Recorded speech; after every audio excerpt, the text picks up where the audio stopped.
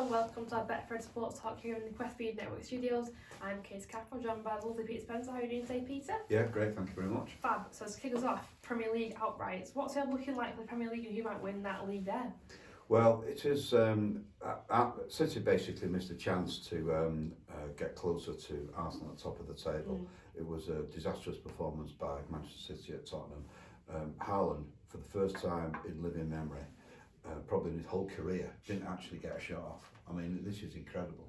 And you've got to wonder about Pep Guardiola's decision to drop De Bruyne, because De Bruyne is the main provider to Haaland.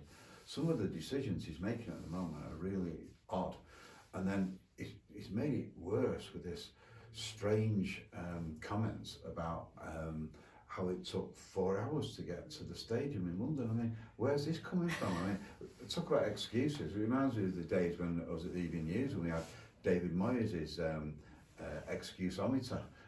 We used to have like a thing on the website what excuses he was going to come up with. One of his greatest ones was the fixture computer at the beginning of the season was flawed against United. I mean, some of the things they come up with, it's very often injuries or the referee or the weather conditions or blah, blah, blah. But I've never heard this one before. It takes 4 hours to get to London.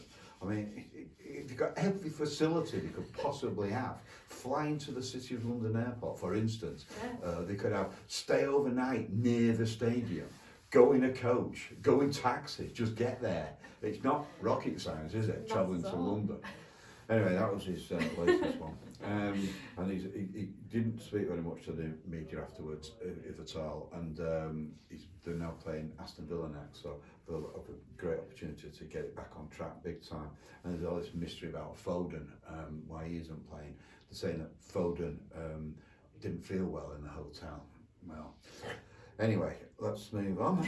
So in the Premier League, we have Betfred have Arsenal 8 to 11 now, so odds on to go on and win the title.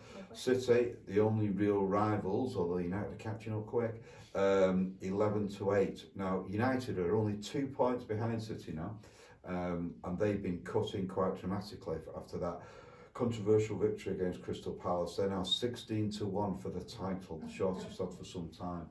Not so long ago, and they were 500 to 1 for the Premier League. Newcastle, who only drew at the weekend against West Ham, they're 100 to 1. And Spurs are in now, having achieved that victory against Manchester City, inspired, of course, by the record-breaking Harry Kane. They're 250 to 1 for the title with Betfred. And from the top to the bottom of the table, relegation, Everton aren't looking too clever there, are they, Peter? No, but they did pull off that amazing victory against the league leaders, Arsenal. Also that coming. I'm reading some incredible stories about Sean Dyche. Apparently he stopped them wearing hoodies during training, told them they were going to start wearing shin pads because he wanted full-on training sessions, not these little socks that come up to here that they started wearing, and he wanted to make it more realistic for a game. They all charged into each other in training, no doubt, and then again against Arsenal, so his tactics are certainly working. So Everton are now 6 to 5 to be relegated, third favourites. They're behind Bournemouth and Southampton. But any more performances like that, again, as they did against Arsenal, they'll battle the way out of it. Leeds are right in there now, and been beaten by Forest. They're 2 to 1, four favourites to be relegated. Question marks about the manager there, as there are about the Southampton manager. Forest now 3 to 1, so pulling away to an extent. You mentioned Leeds then, who play United on Wednesday. It should be a nice game there, shouldn't it? But what do you think of that game, Peter? Well, it's all about whether United can keep this tremendous momentum going forward. Casemiro was red carded, so he'll be missing, and that was a huge blow to United because he's been so influential. The new Roy Keane in the team, something they've been missing for 8 years. So he'll be out, but United are 4 to 9 to pick up 3 points against Leeds, and by my reckoning they should overtake City then if they beat Leeds. Leeds 11 to 2, crisis club to an extent now. Anthony Martial and Marcus Rashford were 3 to 1 to score first, and then Garnacho, he's 5 to 1, and the same price as Anthony. Fernandes he always seems to be good price for Fernandes, but he always scores. So anyway, 6-1, and Jadon Sancho, he might return again, get back in the team. He's 7-1 with Betfred. If you fancy a hat trick, well, Rashford's 20-1 now for a hat trick in that game. So the most common scoreline bet is United 2, Leeds 1, and that's 7-1 with Betfred. Fingers crossed there for United. But people who have done well so far is some big wins with Betfred. A man from Altrincham, one of those, Peter, isn't he? Tell us about what he's won and what he's Yeah, this is Lewis Davis, age 28, an IT worker from Altrincham. He's going to be moving into a new house, so his win will be very useful. He's moving in with his girlfriend. So basically what he did, he was very crafty this, he went for an Everton win. He put £10 on it initially, an Everton win, and Pickford to be booked, and he got it on 100-1. A minute later, he thought that was a good bet, that, and he put it on again. So he had £20 on at 100-1 that Everton would win 1-0. Oh no, Everton would just win, and that Pickford would be booked. So he's picked up £2,000. Wow. And he's going to. I asked him about it. He's an Everton supporter, and that's because his father lived in Wales, and there's a lot of Everton supporters in North Wales apparently. And he carried on that family tradition, and he thought that because of Dyche's involvement as party manager of Everton, and he was from Burnley, he thought that there would be a good reaction, and he likes that appointment, and it paid off for him. So great celebration for him. He's buying himself a new jacket and things for the house. Nice, great news to hear from them. And a guy from Liverpool also won quids. I think he's won almost over £7,000, hasn't he?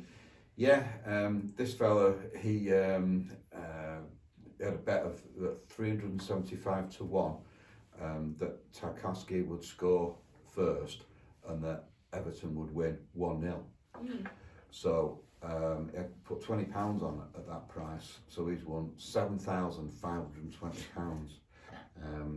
And he's Everton supporter again, season ticket holder. He said he couldn't believe it at the game. He was leaping up and down when Tarkowski scored, as all Everton fans no doubt were. And then when he held out to the end for a 1-0, he realised that he'd bet had come in and he'd won all this money, so it was a treble celebration, I suppose. And he's thinking of going on holiday now with the money to the Caribbean. I can feel some good luck coming from Everton fans in the team here, so hopefully it'll be a start of a great time for them.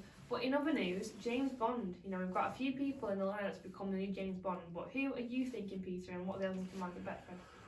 Well, the whole nation has been debated about the ending to Happy Valley, and Sarah Lancaster's been getting rave reviews.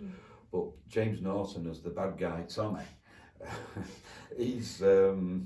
he is in the reckoning big time to be the new James Bond. Wow. And his profile has gone through the roof after this performance last night. He's now 4-1 with Betfred to be the next James Bond. We've got Henry Cavill, who's the favourite, with Aaron Taylor-Johnson. They're both 7-4 shots.